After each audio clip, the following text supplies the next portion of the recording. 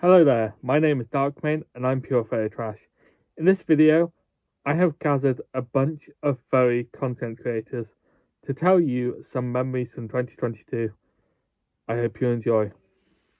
Okay, so I joined the furry fandom several years ago now. It's been an interesting experience, but like I only just started doing streaming like this year, and I'm hoping to continue doing it next year properly with the whole overlay, the new avatar, even a 3D model I was hoping to use in Beat Saber and VRChat. Like, it's been interesting to say the least, but hopefully it goes well.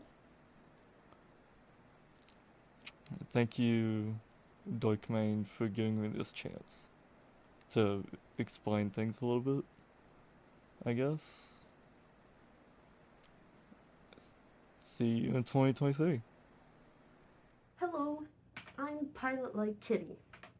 In 2022, there were so many things that I did that I, starting out, probably would have never thought that I'd do. For starters, I completed my fourth fursuit head. This is Saber, or Francis, is his other name. And I finished the head and paws and a tail. Still working on a couple other things, but for the most part, this partial is complete.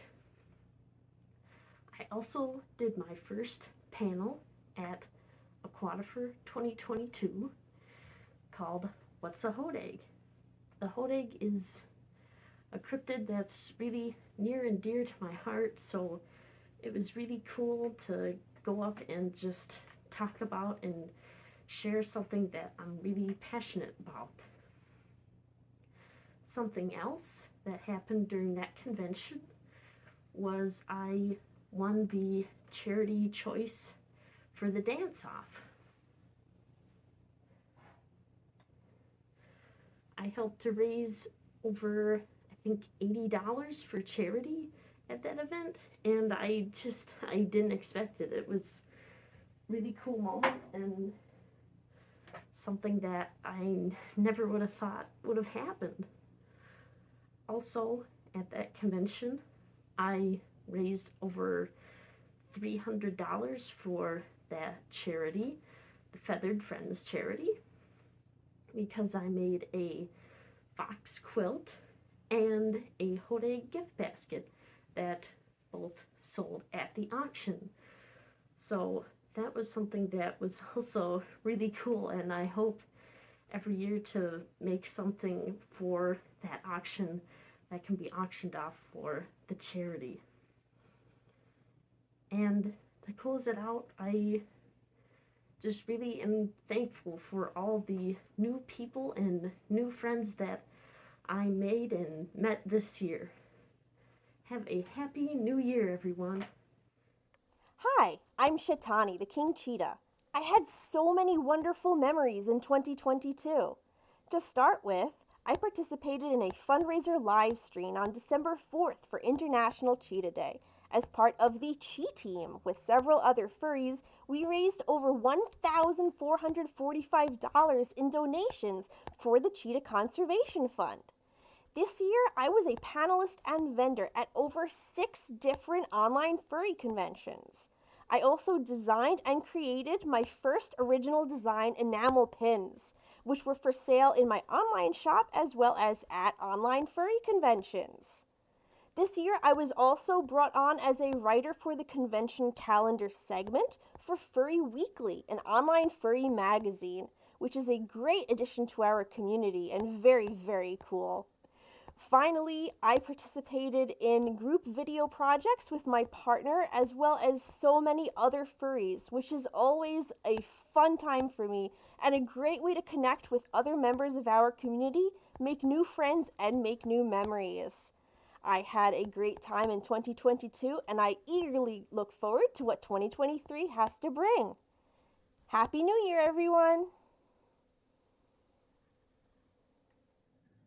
Hi, I'm Scamper, and my favorite memory of 2022 happened at Furthermore, which was back in March in Crystal City. And at Furthermore, I had the absolute pleasure of meeting Yi, who is a deaf fursuiter.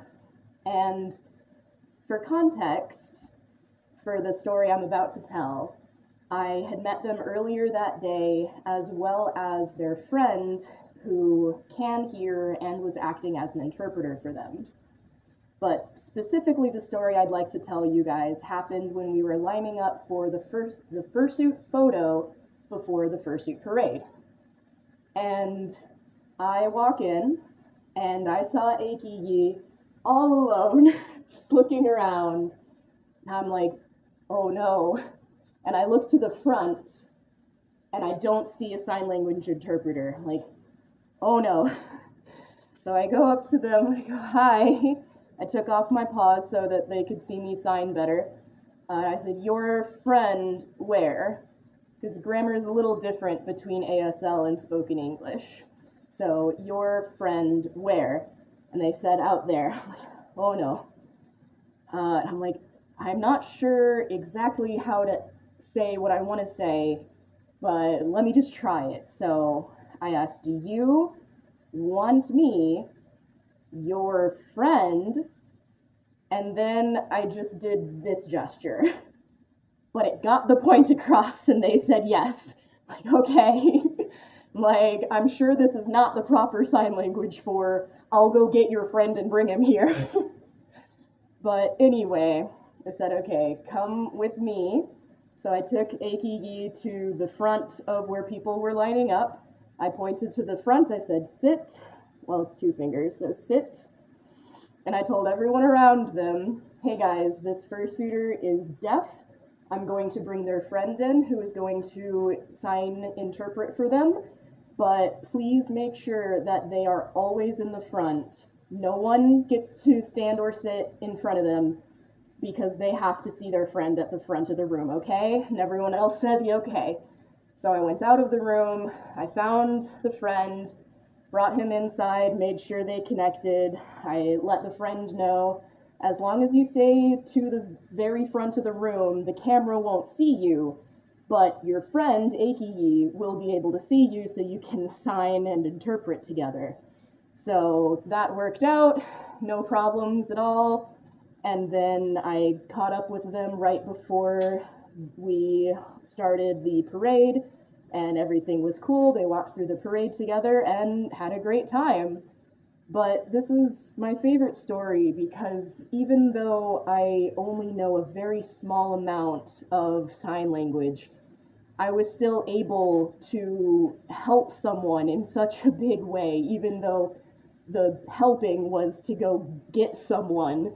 I was still able to communicate with someone who otherwise wouldn't have been able to communicate other than typing on a phone back and forth. But I'm just so lucky that I know some sign language. I had met them and their handler beforehand, and I saw them looking around in the room, so that I was able to say, hey, you want me to bring your friend over who can interpret for you? But anytime I use even the smallest amount of sign language with someone in the deaf and hard of hearing community, their face lights up, they're so happy. They're like, oh my goodness, you sign ASL? I'm like, oh, only a little bit. I'm learning right now. But still, it just makes me so happy that I was able to help someone in such a specific situation. So thank you all, and have a happy new year.